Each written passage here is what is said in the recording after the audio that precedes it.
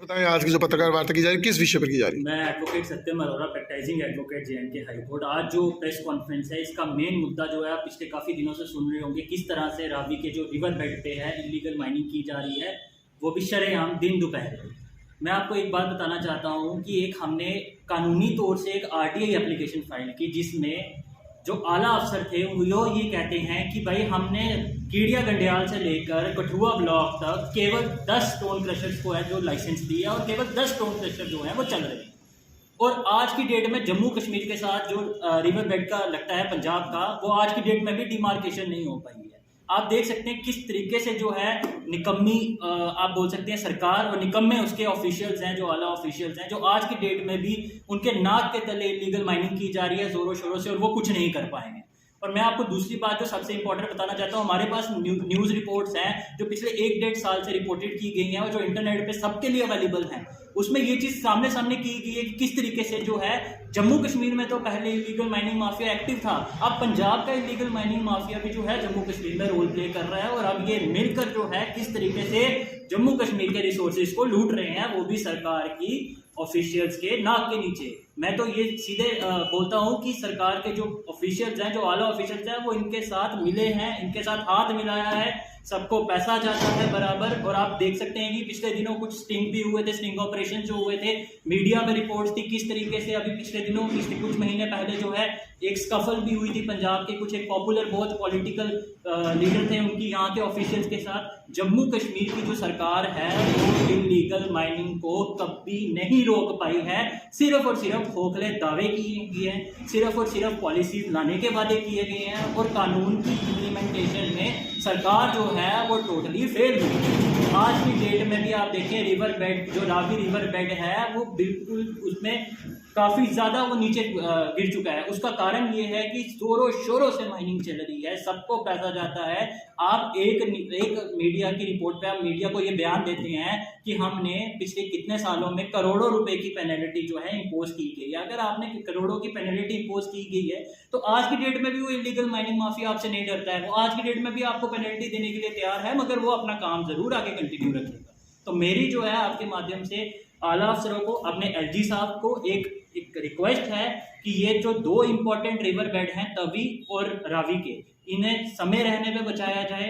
ये जो रिसोर्सेज हैं इसको किस तरीके से एक्सप्लॉइट किया जा रहा है, जो लोग इसमें इन्वॉल्व हैं, एक SIT कॉन्स्टिट्यूट की जाए, एक प्रॉपर इंक्वायरी हो, और जो लोग इसमें इन्वॉल्व हो, चाहे वो सबसे टॉप नॉच ब्यूरोक्रेट्स क्यों ना हो, जो ब्यूरोक्रेटिक बाबू इसमें इन्वॉल्व है, चाहे वो एक PN क्यों ना इन्वॉल्व हो, जो भी है उनके ऊपर जो है उनको सस्पेंड किया जाए, और एक इंक्वायरी बिठाई जाए किस तरीके से वो अपना घर भर रहे हैं और नेचुरल रिसोर्सेज को एक्सप्लॉइट होने दे रहे हैं। हम जो है यंग लॉयर्स साथ यहाँ पे इकट्ठे हुए हैं, हमारा इकट्ठे होने का एक ही मुद्दा है और एक ही मोटिव है, वो ये है कि हम आपके माध्यम से ये सरकार को सीधे एक बोलना चाहते हैं कि जो पॉलिटिकल लीडर्स हैं उन्होंने तो कुछ नहीं किया है, उन्होंने चुप्पी साधी हुई है, जिसमें हमें भी ये आशंका होती है कि हो सकता है उनके भी घर भरे जा रहे हैं, तभी उन्होंने चुप्पी साधी हुई है। इसलिए हम आपके माध्यम से एक बहुत चेतावनी देना चाहते हैं, समय रहते हुए इस चीज़ को सील कर दिया जाए, नहीं तो आने वाले टाइम में इसका भुगतान जो ऑल ऑफिसर इसमें इन्वॉल्व होंगे, चाहे वो PN हो या टॉप नॉच ब्यूरोक्रेट हो, उन सबको जो है इसका नतीजा भुगतना पड़ेगा। हम कोर्ट को अप्रोच करेंगे, हम कोर्ट के दरवाजे खटखटाएंगे, चाहे वो NGT हो, चाहे हमें सुप्रीम कोर्ट क्यों ना जाना पड़े। इसलिए समय रहते हुए सरकार जो है इस चीज़ को रोक ले, सरकार के ऑफिशियल्स के लिए अच्छा होगा, अपनी जो उनकी लीगल ड्यूटीज़ हैं, लीगल ऑब्लिगेशंस हैं, उनको करे, और माइनिंग माफिया को जो है एक सीलिंग रखे। आने वाले टाइम में जम्मू कश्मीर और उत्तर प्रदेश में आपको कोई फर्क नहीं दिखेगा अगर इस चीज़ को रोका नहीं गया। समय रहते हुए कदम उठाए जाएं, सुरक्षा की बात की जाए, और जो इलीगल माइनिंग माफिया में जो भी इन्वॉल्व होता है, चाहे वो पॉलिटिशियन हो, चाहे उनके बच्चे हो, चाहे उनके दामाद हो, जो भी हो, सबके ऊपर जो है नकेल कसी जाए, और उन लोगों को जो है इस चीज़ को समझाया जाए, उन लोगों के दिमाग तक ये बात चलनी चाहिए कि जम्मू कश्मीर में अब ये और नहीं चले। क्या देखते हैं कि आपको जो RTI का जवाब मिला था, 10 स्टोन क्रशर वर्किंग बताए थे, क्या आपको लगता है कि अभी भी रावी रिवर के साइड में जो है वो सिर्फ 10 ही क्रशर काम कर रहे हैं? देखिए, जम्मू कश्मीर में होता ही यही आया है कि कागज़ में कुछ और होता है और प्रैक्टिकली कुछ और होता है। आप अगर आज स्पॉट पे जाएंगे वहाँ पे 10 से भी ज़्यादा स्टोन क्रशर है। और सबसे बड़ी नाकामी जो है वो डिपार्टमेंट की है, जो कितना झूठ बोलता है कि 10 स्टोन क्रशर सिर्फ ऑपरेट कर रहे हैं केडिया कंडियाल से लेकर कठुआ ब्लॉक तक, मगर अगर आप वहाँ जाएंगे आप 10 से ज़्यादा स्टोन क्रशर पाएंगे।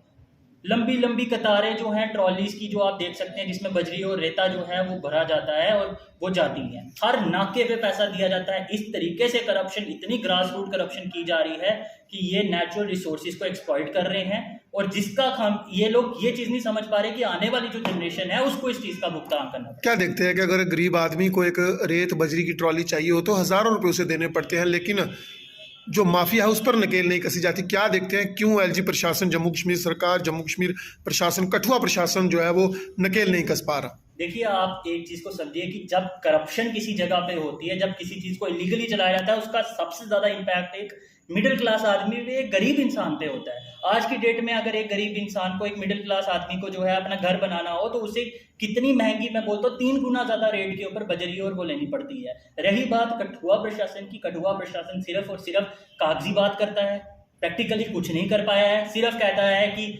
10 स्टोन क्रशर हैं। इसका अगर 10 स्टोन क्रशर लीगली ऑपरेट कर रहे हैं तो बाकियों को अगर आप इलीगली तरीके से चलाने दे रहे हैं, इसका मतलब आपके भी घर भरे जा रहे हैं। ये बात आप माने या नहीं माने, बट ये बात सच है। ये बात आपके जवाब से पता लगती है, ये बात आपके कार्य से लगती है, जिस तरीके से आप काम कर रहे हैं, जिस तरीके से आप रोल प्ले कर रहे हैं, ये चीज़ सीधे बताती है कि आप भी इस करप्शन में इन्वॉल्व हैं। JNK में गुड गवर्नेंस की बात की जाती है। एलजी मनोज सिन्हा कहते हैं कि हमने सुधार दिया है, नया जम्मू कश्मीर है। क्या देखते हैं, क्या यही नया जम्मू कश्मीर है जहां पर अभी तक डिमार्केशन भी नहीं हो पाई है? पता ही नहीं है कि रावी का कौन सा एरिया हमारा है और कौन सा पंजाब का है। देखिए, मैंने आपको कहा एक समय आने वाला है आगे जहां पे आपको जम्मू कश्मीर और उत्तर प्रदेश में कोई फर्क नहीं पता लगेगा। बात की जाए अगर गवर्नेंस की, तो ये लोग फेल हो चुके हैं।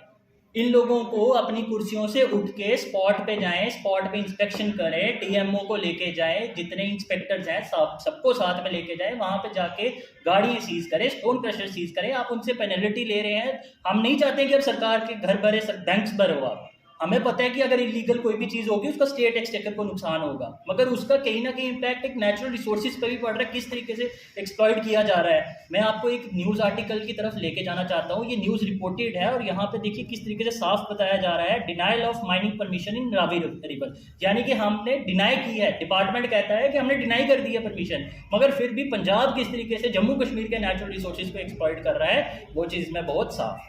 पंजाब के जो खनन माफिया है, जो जितने माइनिंग प्लेयर्स हैं वहाँ के, वो लोग भी यहाँ के प्लेयर्स के साथ मिलकर एक्टिवली कर रहे हैं। पुलिस को अपने हाथों में लिया जा रहा है, प्रशासन चुप है, प्रशासन के लोग इसमें सारे इन्वॉल्व हैं।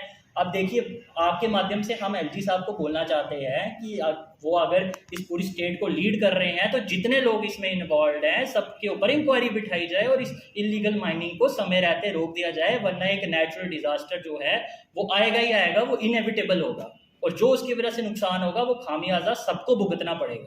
धन्यवाद। आज की जो पत्रकार वार्ता थी, ये हमारे इलीगल जो माइनिंग हो रही है रावी दरिया में, उसी पे लेके थी। सर देखिए, मैंने थोड़ी देर पहले एक हमने RTI लगाई थी। उस RTI में हमने काफ़ी चीज़ें पूछी थी। उसमें हमने पूछा था कि सबसे बड़ा पॉइंट ये था कि उसमें पूछा था कि जो हमारी हद है, हमारी जम्मू कश्मीर की जो हद है वो रावी दरिया में कितनी है। और ये उन्होंने जो हमें आंसर बताया था वो बताया था the area of the river Ravi flowing between the JNK UT and state of Punjab has not been demarcated yet. आज तक पता ही नहीं चला कि हमारी हद रावी दरिया में कितनी है। पंजाब से जितने भी क्रैशर, जितनी भी इलीगल माइनिंग हो रही है वो हमारे JNK में हो रही है। वहाँ के जो माइनिंग माफिया बड़े बड़े लीडर हैं, जो वहाँ के जो MLA हैं, पता नहीं कितने पैसे दिए उन्होंने JNK में सरकार को, और काफ़ी करोड़ों रुपए के उन्होंने घपला कर दिया हुआ है। अब मैं आपको एक चीज़ बता रहा हूँ कि जो रावी दरिया कितना ख़तरे में है। तहसीलदार गौरव शर्मा जी, जो हमारे कठुआ के जो तहसीलदार हैं, उन्होंने खुद कहा था कि 100-150 फीट जो गहराई में दरिया चला गया हुआ है। काफ़ी लोगों को परेशानी आ रही है, पानी की समस्या आ रही है। मैं आपको बता दूं कि 100-150-200 करोड़ के ऊपर जो प्रोजेक्ट हैं वो रावी दरिया के ऊपर चले हैं। उसमें हमारे बड़े बड़े पुल हैं जिनकी लागत 100-200 करोड़ पे है। उनको खतरा है, बहुत ज़्यादा खतरा है। और हमारे आए दिन काफ़ी लोग वहाँ पे प्रोटेस्ट कर रहे हैं, इलीगल माइनिंग को लेके आए दिन ब्लॉक कर रहे हैं, हाईवे ब्लॉक कर रहे हैं, लेकिन कुछ असर नहीं हो रहा। पता नहीं क्या क्या इन्होंने पंजाब वालों के साथ क्या किया हुआ है, क्या नहीं किया हुआ है, हम नहीं जानते। लेकिन मैं आपको एक चीज़ बता दूं कि ये हमारे पास न्यूज़ की कटिंग पड़ी हुई है, इसमें लिखा हुआ है illegal mining worth several crore of rupees detected in Ravi river. करोड़ों रुपए के वो घपला कर गए हुए हैं पंजाब के माइनिंग, जहाँ से खनन पदार्थ ले गए हुए हैं। यहाँ पे कुछ नहीं रहा हुआ अभी। मैंने तो अभी आए दिन अभी हमने हाई कोर्ट में रिट पटिशन फाइल करेंगे, ऑलरेडी पहले भी हुई हैं लेकिन कुछ नहीं हो रहा। एनजीटी में भी हमने की हुई है, फाइल की हुई है, लेकिन आज तक कुछ नहीं हुआ।